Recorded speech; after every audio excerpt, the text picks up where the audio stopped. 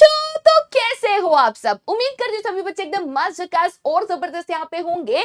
बहुत सारे बच्चों के बहुत सारे रिक्वेस्ट एंड मैसेजेस के बाद बिजनेस स्टडीज के टॉप 25 टॉपिक्स आप सभी के लिए, क्लास 12 के बच्चों के लिए मैं आज यहाँ पे लेकर आई हूँ।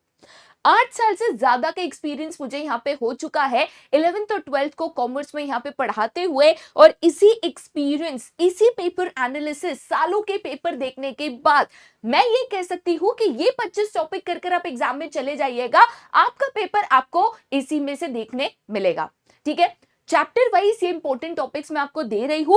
बिल्कुल ये मत करिएगा कि ये टॉपिक्स पढ़ लिया बाकी कुछ नहीं पढ़ना है, बट एंड मोमेंट पढ़ाई कर रहे हो, रिवीजन कर रहे हो, सिलेबस खत्म नहीं हुआ है, बैकलॉग हो गया है, ये 25 टॉपिक बेटा तुम कर ही कर लेना। ठीक है, चलिए तो यहां पे अगर मोस्ट इंपोर्टेंट टॉपिक्स की बात करूं तो आपकी लिस्ट में चैप्टर वाइज अगर हम यहां पे जाएंगे तो आपकी लिस्ट में सबसे पहला टॉपिक जो आपको यहां पे देखने मिलता है दैट इज कोऑर्डिनेशन। तो अगर आप फर्स्ट चैप्टर की बात करोगे, फर्स्ट चैप्टर में सबसे पहला टॉपिक जो आपको यहां पे करना है that is your coordination. Generally इसमें से डायरेक्ट क्वेश्चन या तो केस स्टडी आ जाता है, इस पर्टिकुलर केस में कौन सा कंसेप्ट यहां पे हाईलाइटेड है उसका इंपॉर्टेंस बता दो, उसका फीचर्स बता दो। ठीक है, नेक्स्ट टॉपिक जो आप यहां पे करके जाओगे that is the features of management. Features को कैरेक्टरिस्टिक्स भी कह सकते हैं, नेचर ऑफ मैनेजमेंट भी कह सकते हैं। नेक्स्ट अगर आप चैप्टर नंबर 2 की बात करोगे, जनरली दो टॉपिक्स के ऊपर ज्यादा क्वेश्चंस देखे गए हैं, 14 principles by Henry Fayol and scientific management principles. Scientific management principles की बात करोगे तो जनरली टेक्निक्स के ऊपर क्वेश्चन आता है, कभी कभार आपको प्रिंसिपल्स ऑप्शन में देखने मिल सकता है। नेक्स्ट चैप्टर नंबर 3 पे चले जाओ, बहुत ही छोटा सा चैप्टर है, वैसे देखा जाए तो features, importance and dimension 3 he question है, बट मेजॉरिटी मैंने जो क्वेश्चन देखे हैं फीचर्स एंड डायमेंशंस के ऊपर यहाँ पे देखा है। डायमेंशंस के ऊपर काफी बार केस स्टडी आती है, किस केस में कौन से डायमेंशंस हाईलाइटेड है उसको पहचानो और उसको एक्सप्लेन करो। ठीक है, नेक्स्ट है दैट इज प्लानिंग। प्लानिंग की अगर आप बात करोगे, प्लानिंग का जो प्रोसेस है बहुत ही रिपीटेटिव क्वेश्चन है, काफी बार यहाँ पे पूछा गया है। उसके अलावा जो डिफरेंट टाइप्स ऑफ प्लान है, जनरली क्वेश्चन या तो टाइप्स या तो लिमिटेशंस के ऊपर आता है, अलग अलग सेट में अलग अलग आता है, बट मैंने मेजोरिटी टाइप्स के ऊपर यहाँ पे क्वेश्चन देखा है।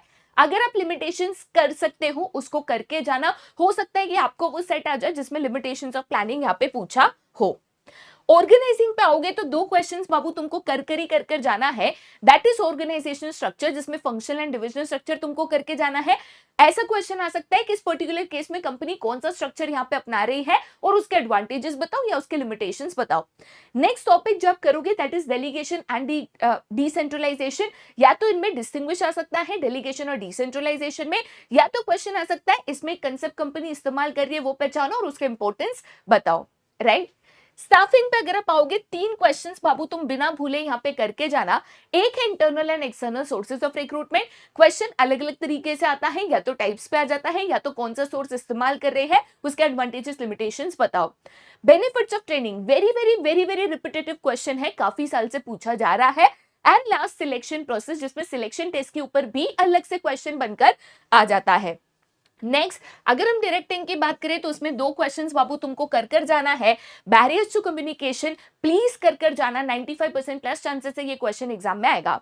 उसके अलावा financial and non financial incentives के ऊपर क्वेश्चन आ सकता है, कंपनी डिफरेंट इंसेंटिव्स का इस्तेमाल कर रही है, कौन से इंसेंटिव्स है उनको पहचानो और उनको एक्सप्लेन करो। राइट, नेक्स्ट अगर मैं कंट्रोलिंग के ऊपर जाऊंगी, अगेन एक छोटा सा चैप्टर है जिसमें controlling process very very repetitive question है, आपको करके जाना है। उसके अलावा इंपॉर्टेंस ऑफ कंट्रोलिंग भी यहाँ पे पूछा जाता है। इंपॉर्टेंस ऑफ कंट्रोलिंग का एक स्टेटमेंट आ जाता है, explain why controlling is an indispensable function of management. तो जब भी इंडिस्पेंसिबल पूछा तो समझ जाना है कि भाई तुमको इंपॉर्टेंस ऑफ कंट्रोलिंग यहाँ पे पूछा गया है। ठीक है, फिर हम पार्ट बी पे आ जाते हैं जो आपको ज्यादा डिफिकल्ट लगता है, बट पार्ट बी में ये क्वेश्चंस बिल्कुल मिस मत करना। फाइनेंशियल मैनेजमेंट की बात करो तो ये 3 टॉपिक्स बाबू तुमको करके जाने हैं। Factors affecting dividend decision, factors affecting capital structure of a company and factors affecting the requirement of fix and working capital. बच्चे मुझे बार बार मैसेज करके पूछ रहे मैम न्यूमेरिकल्स करने, न्यूमेरिकल्स आता है, न्यूमेरिकल्स आता है। कई सालों से न्यूमेरिकल पेपर में नहीं पूछा गया है, सिलेबस में है, आ सकता है बट चांसेस कम है। उसके बाद अगर मैं बात करती हूँ फाइनेंशियल मार्केट्स की, तो सेबी सबसे इंपॉर्टेंट टॉपिक है, या तो ऑब्जेक्टिव्स ऑफ सेबी पूछा जाता है या तो फंक्शंस ऑफ सेबी यहाँ पे पूछा जाता है। उसके अलावा स्टॉक एक्सचेंज की बात करें, अगेन एक वेरी इंपॉर्टेंट टॉपिक है, या तो आपको फंक्शंस ऑफ स्टॉक एक्सचेंज आएगा या तो trading procedure of stock exchange आपको यहाँ पे एग्जाम पेपर में देखने जरूर मिलेगा। मार्केटिंग मैनेजमेंट की बात करेंगे जो सबसे हाईएस्ट वेटेज रखता है, तो ये दो क्वेश्चंस बिना भूले यहाँ पे करके जाना। एक है आपके फंक्शंस ऑफ मार्केटिंग एंड दूसरा है 4 P's of marketing. 4 P's of marketing पे अलग अलग टाइप ऑफ क्वेश्चंस आते हैं, जैसे फॉर एग्जांपल इस पर्टिकुलर केस में कौन सा element of marketing management use हुआ है उसको डिटेल में एक्सप्लेन करो, उसको पहचानो, प्रमोशन की कौन सी टेक्निक्स यूज हुए हैं, कौन से यूज नहीं हुए हैं उसको पहचानो, राइट।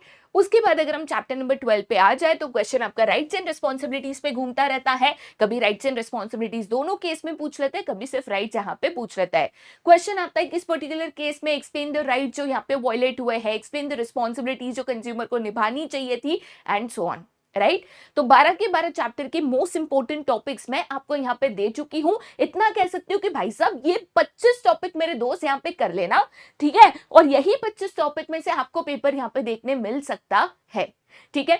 बाकी अगर आप और कुछ मेरे से चाहते हो कि यहाँ पे हम आपको रिवीजन दे दें, यहाँ पे हम आपको इंपॉर्टेंट टॉपिक्स का एक सेट बनाकर दे दें, तो बिल्कुल ही बिल्कुल आप मेरे को बता देना, वो भी हम आपको यहाँ पे प्रोवाइड जरूर कर देंगे।